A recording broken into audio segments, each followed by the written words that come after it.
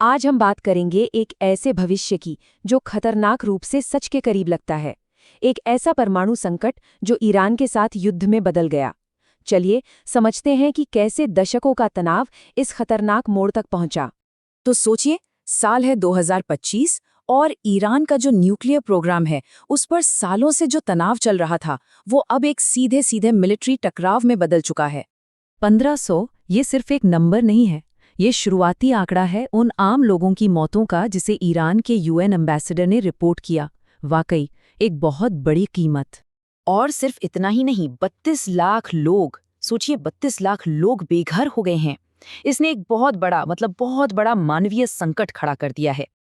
और इसका असर देखिए सिर्फ उस इलाके तक ही सीमित नहीं रहा, ये पूरी दुनिया में फैला।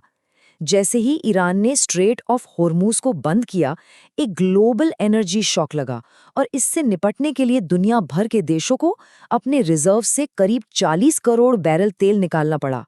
तो सवाल ये है कि हम इस मोड़ पर पहुंचे कैसे, ये सब हुआ कैसे? इसका जवाब दशकों पुराने न्यूक्लियर एम्बिशन और नाकाम डिप्लोमेसी में छिपा है। चलिए इस कहानी को बिल्कुल शुरू से समझते हैं।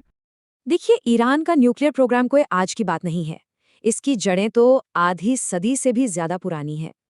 तो ये टाइमलाइन हमें दिखाती है कि कैसे जो चीज एक सहयोग के तौर पर शुरू हुई थी वो धीरे धीरे शक में बदल गई। और फिर जब 2002 में ईरान की सीक्रेट न्यूक्लियर साइट्स का पता चला तो पूरी दुनिया ने मिलकर उस पर कड़े आर्थिक प्रतिबंध लगा दिए।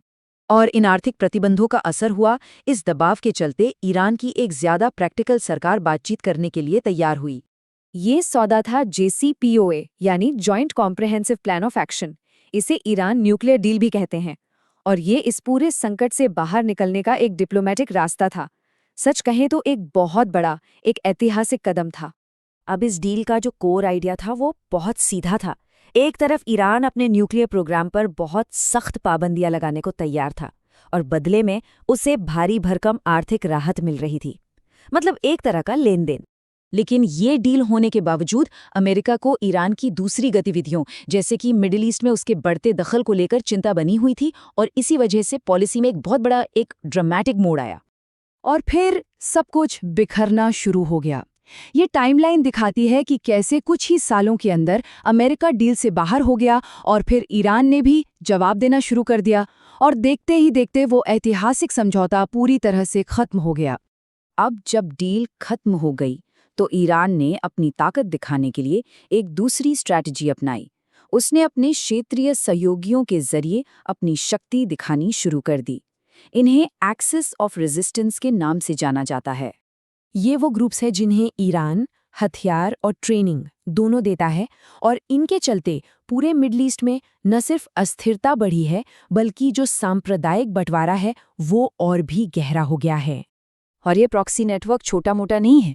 अनुमान है कि इसमें करीब 1,40,000 से लेकर 1,85,000 तक लड़ाके हैं और इस पूरे नेटवर्क को चलाने के लिए ईरान हर साल $1 अरब से भी ज्यादा खर्च करता है। और फिर आया साल 2024, जब ये जो प्रॉक्सी वॉर, ये जो शैडो वॉर चल रहा था वो खुलकर सामने आ गया। ये पहली बार था जब ईरान और इजराइल ने एक दूसरे पर सीधे मिलिट्री हमले किए। और घटनाओं की यही कड़ी हमें सीधा 2025 के उस संकट तक ले आती है जिसका जिक्र हमने शुरू में किया था। ये नतीजा था नाकाम डिप्लोमेसी और लगातार बढ़ते मिलिट्री टेंशन्स का। हुआ ये कि नई ट्रंप एडमिनिस्ट्रेशन ने मैक्सिमम प्रेशर कैंपेन को फिर से शुरू किया। आखिरी कोशिश के तौर पर बातचीत भी हुई, लेकिन जब वो भी फेल हो गई तो अमेरिका सीधा इजराइल के साथ मिलिट्री एक्शन में शामिल हो गया। अब इन हमलों का नतीजा क्या निकला? ईरान का न्यूक्लियर प्रोग्राम सिर्फ कुछ महीनों के लिए पीछे गया, लेकिन इसकी जो मानवीय कीमत चुकानी पड़ी वो बहुत बड़ी थी और तुरंत सामने आई। और इसके जो दूरगामी परिणाम हुए वो तो और भी भयानक थे। स्ट्रेट ऑफ हॉर्मुज बंद होने से पूरी दुनिया में एनर्जी का संकट खड़ा हो गया। 32 लाख लोग बेघर हो गए। जो सिविलियन इंफ्रास्ट्रक्चर था उससे बहुत नुकसान पहुंचा और इस पूरे इलाके में एक लंबे समय के लिए अस्थिरता छा गई। तो ये सब देखकर एक बहुत बड़ा सवाल खड़ा होता है, क्या कंट्रोल करने की या जिसे कंटेनमेंट कहते हैं वो स्ट्रैटेजी पूरी तरह फेल हो गई है? क्या दशकों के प्रतिबंध, बातचीत और प्रॉक्सी वॉर्स ने आखिर में इस क्षेत्र को पहले से भी ज्यादा खतरनाक हालत में लाकर खड़ा कर दिया है? ये एक ऐसा सवाल है जो शायद आने वाले वक्त में दुनिया भर की डिप्लोमेसी और संघर्षों की दिशा तय करेगा।